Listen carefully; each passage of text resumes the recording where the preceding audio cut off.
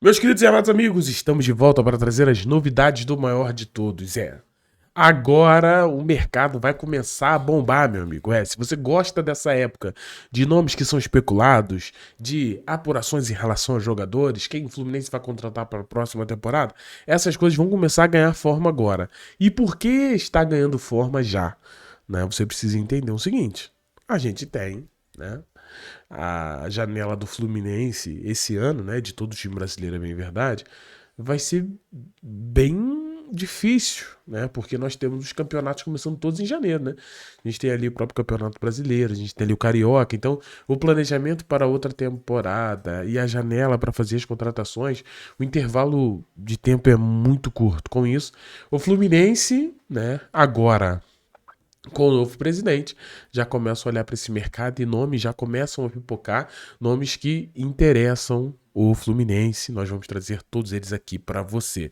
Mas ó, antes de qualquer coisa, roda a vinheta aí, por favor, diretor.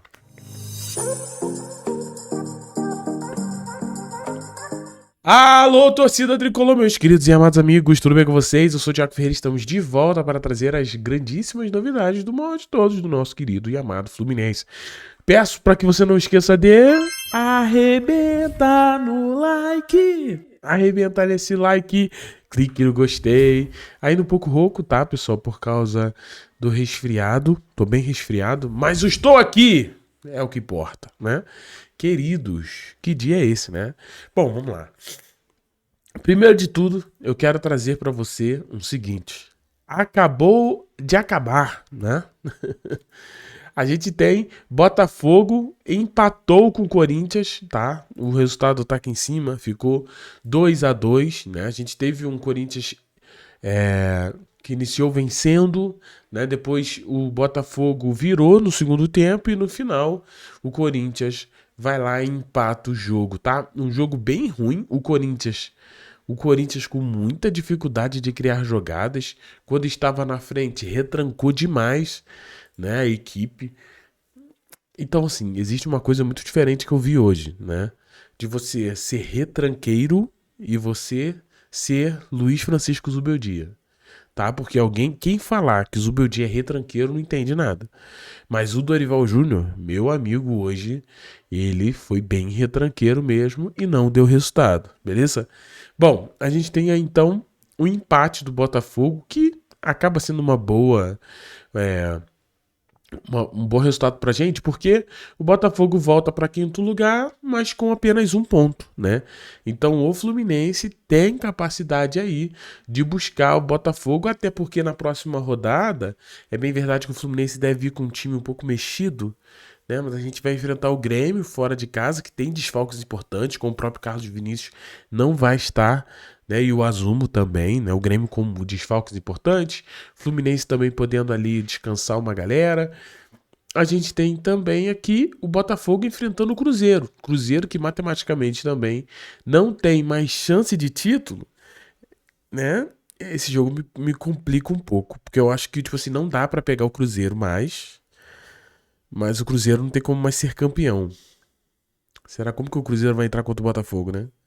É, mas nunca é fácil, né? Eu acho que perante a sua torcida, o Cruzeiro não vai querer fazer feio. E depois termina o campeonato, né? Com o Fluminense em casa contra o Bahia. Bahia que tá logo abaixo aqui do Fluminense, com um confronto direto, né? E o Botafogo enfrenta o Fortaleza no Engenhão. E esse jogo aqui não é fácil, porque a gente tem o Fortaleza brigando ainda para se manter na Série A. Então, meus amigos, ainda haverá muita emoção no campeonato, mas o resultado não foi ruim, não. Ruim fosse se o Botafogo vencesse lá, aí ia ser um pouco complicado, né?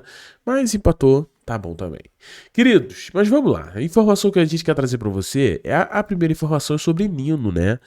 Vamos relembrar, porque relembrar é viver, né? Relembrar é viver. E o Hora do Flu já tinha adiantado para vocês lá atrás, né, 29 de agosto, que o planejamento do Fluminense era repatriar o Nino em janeiro, tá? E a gente trouxe isso aqui para vocês, que o Fluminense teria até uma reserva de dinheiro pensando nessa volta. Então, assim, a gente já tinha adiantado isso. O que saiu hoje foi isso aqui. Fluminense, segundo o GE, reiniciou as conversas com o Nino, tá? Que deseja voltar ao clube. A ideia é chegar a um entendimento com o Zenit, apoiado pelo desejo do zagueiro em retornar ao tricolor. Então, as conversas, meu amigo, voltaram a andar em relação a Nino. Mas vale destacar que sempre foi interesse do Fluminense e o Fluminense está totalmente preparado, até financeiramente, para poder repatriar o jogador. Foi isso que a gente já tinha adiantado para vocês, né, do Nino no Flu em 2026, e as coisas estão se desenhando. O que vai acontecer aqui? É conseguir essa liberação do Zenit. E eu acredito que o Fluminense vai conseguir. Já saiu algumas notícias na própria ESPN que o Zenit quer liberar também vaga de jogador estrangeiro. Eu acredito que vai liberar, até porque o Nino foi muito correto com eles, né? Tendo esse problema, né, com seu filho, o Antônio, né? A gente tem um Nino que quer sair da Rússia, mas mesmo assim manteve ali no Zenit, né, cumprindo seu contrato. Eu acredito que em janeiro agora o Zenit deve ajudar. Mas eu não acho que é muito confiável o Zenit também, não. Falo isso com muita tranquilidade. É um time muito difícil de negociar, né? Mas vamos ver. Tomara que eles façam a vontade do Nino. Nino, que foi titular hoje, né? Jogando pelo Zenit e marcou gol. É isso, pô. Pra deixar mais difícil é Nino. Pelo amor de Deus.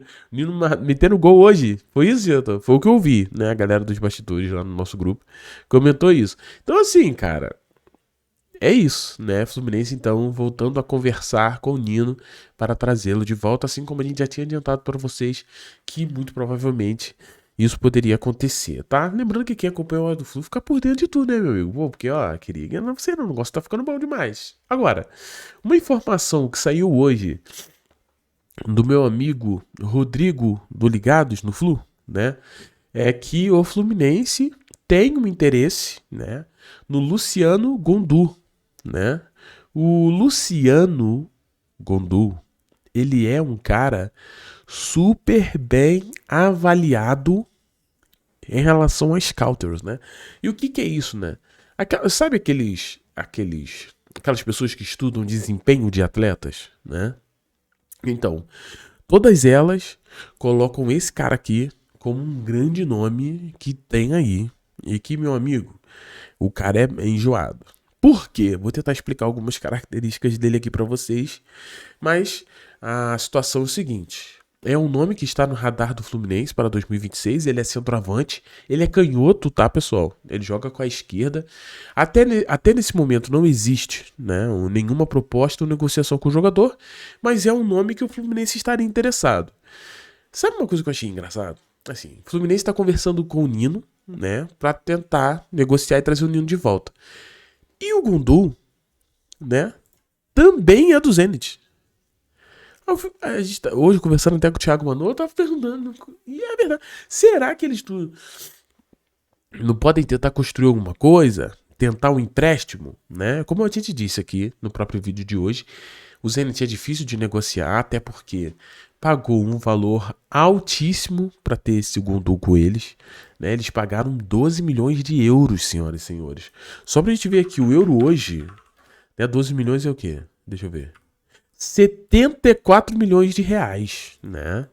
74 milhões de reais. Aí tu vai me perguntar, mas Thiago, por que esse garoto é tão bem avaliado? Primeiro de tudo, gente, nós estamos falando de um jogador muito jovem, né? 24 anos, é muito jovem, não está ainda no seu auge físico. O auge físico do Luciano vai ser lá pro ano que vem, 25, 26, 27, 28 anos, né? Ele vai viver o seu auge. Ele ainda não está no auge físico, porém é um jogador completo, tá? E aqui eu estou analisando característica. Aqui eu não estou analisando números, estou analisando característica. Ele é um cara que é muito bom finalizador. Finaliza de chapa, peito de pé. É um cara que tem velocidade, né? Apesar de ter 1,89 m, quase 1,90 m. Ele tem velocidade, tem arranque, né? E outra coisa, meu amigo, ele ainda é habilidoso. É um cara que sabe fazer o pivô como ninguém, gira em cima do adversário. Assim, ele tem todas as características para ser um centroavante top. Todas as características. A última pessoa que eu falei isso aqui, que tinha todas as características para ser um grande centroavante, era o Carlos Vinícius, que eu pedi muito no Fluminense, né? Então, só para tu ter ideia. E aqui eu tô analisando característica do jogador.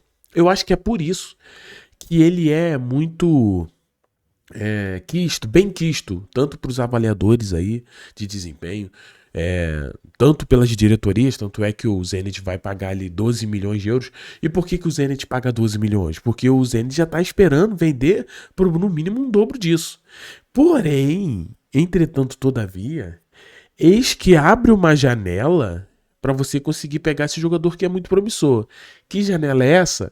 A atual temporada do Gondul, né? Não está grandes coisas, né? A gente está falando de apenas 16 jogos, né? Mas nesses 16 jogos ele só fez um gol e deu uma assistência. E vem perdendo um pouco de espaço, vem ficando escanteado lá no Zenit. Irmão, é assim, é o que eu falo, cara. Futebol é percepção. Se tu tá vendo um cara que tem todas as características de ser um grande centroavante, o Fluminense precisa de um grande centroavante, e você olha esse cara que ninguém imaginava ele perder um pouco de espaço no Zenit, e ele tá acontecendo isso, surge uma oportunidade. E eu acho que é por isso que o Fluminense demonstra interesse nele. A gente tem aqui, só pra você ter ideia, na temporada passada, já no Zenit, foram 29 jogos, 11 gols e uma assistência. Cara, a gente tá falando de 12 participações de gol em 29 jogos. É um número muito bom. Sem falar em números de acerto dele no alvo. Chama atenção, né? Tá? O cara é bizarro com o chute no gol. Ele tem uma mira muito boa. Só que nessa temporada, realmente, os números do Luciano Gondon deram aquela caída, né? E aqui é o que eu falo, surge a oportunidade.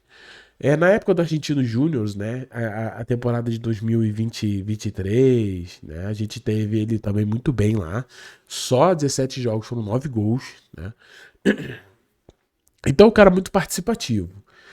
Eu acho que a torcida do Fluminense olharia pro Gondou hoje e não acharia que fosse um nome de peso. Eu acho isso. Eu acho que a torcida do Fluminense, olha só os números, vai ter influenciador aí que vocês adoram, pegando esses números. Olha isso aqui, é uma merda. Não faz gol. Pra que eu quero ser centroavante que não faz gol? Sabe, o meme, o personagem, né? Mas assim, é o que eu falo pra vocês, cara. Nem tudo é número. Como podem ter números altíssimos que enganam, também tem números baixíssimos que enganam. Luciano Gondon é um cara que já foi testado no mercado América do Sul, né? Nosso mercado sul-americano. E eu vou te falar, rapaz. Se o Fluminense conseguisse pegar esse rapaz, eu acho que ele tem tudo pra ser assim um grande centroavante aqui no Brasil. Até porque também é argentino, né, velho? Eu não sei. Os argentinos, eles também têm umas coisas, né? Muitos dizem que o Luciano Gondon tá sendo formado pra ser um cara da seleção argentina. Então, assim, existe uma expectativa em cima desse rapaz. Agora, vai ser difícil negociar com o Zenit? Vai. Mas é o que eu te falei, pensando em característica, seria um nomezaço. Seria um nomezaço. Ele tem todas as ferramentas pra ser um grande centroavante. Aquele centroavante que a bola vai chegar nele e ele vai marcar, né? Agora, vai fazer? Pô, não tem um bola de cristal. Mas se fosse o nome que o Fluminense contratasse, eu seria incapaz de falar mal dessa contratação, porque eu sei que é uma contratação que faz muito sentido pensando no futebol. É o típico de jogador que se pinta no Botafogo e depois começa a fazer gol. O pessoal fala, poxa, o Botafogo foi gênio, foi buscar o Gondon lá na Rússia, né? Mas quando é o Fluminense que traz, eu acho que é muitos torcedores do próprio Fluminense, né? E aqui não é uma crítica, né? É uma constatação. Acaba pegando um pouco no pé. Eu vou te falar, eu acho que o Gondon tem tudo pra brilhar aqui. E esses números aqui, meus amigos, são muito enganosos. Porque o menino tem muita bola, sem falar na idade. Cara, tu vai ter atacante aí pra quê? 10 anos. Não, 10 anos é muito. Talvez uns 8 anos, 7 anos. 6 anos. 24 anos ainda, gente. Pelo amor de Deus. Bom, já adianto pra vocês que se essa é a visão da diretoria do Fluminense, eu aprovo, tá? Por quê? Porque está atento às grandes oportunidades, né, do Fluminense e está atento ali ao mercado, o que tem a oferecer. E isso sim seria um trabalho de scout. Isso seria um trabalho de scout. Não é de indicação de empresário, não é do empresário que é próximo ao outro, que, pô, tem meu jogador, tem algum atacante aí, sabe? O que acontece no futebol? Não tô nem falando nada ilegal, ilícito. Não, só tô falando, cara, eu tenho um empresário tal, pô, tem jogador tal aqui, oferece pro Fluminense. Não, tô falando de um jogador realmente que é interessante. É. Quase ninguém vai ter essa percepção que eu tenho, não. Eu acho que a maioria vai... Isso não tem nada a ver, jogador horrível, não tem número. Sei lá, hein? Beijo no seu coração. Fiquem todos bem. Sei que chega até aqui no fim do vídeo, você é muito importante pro canal do Flu. E todos bem, tchau. E valeu. Desculpa pela rouquidão, pessoal. Desculpa aí.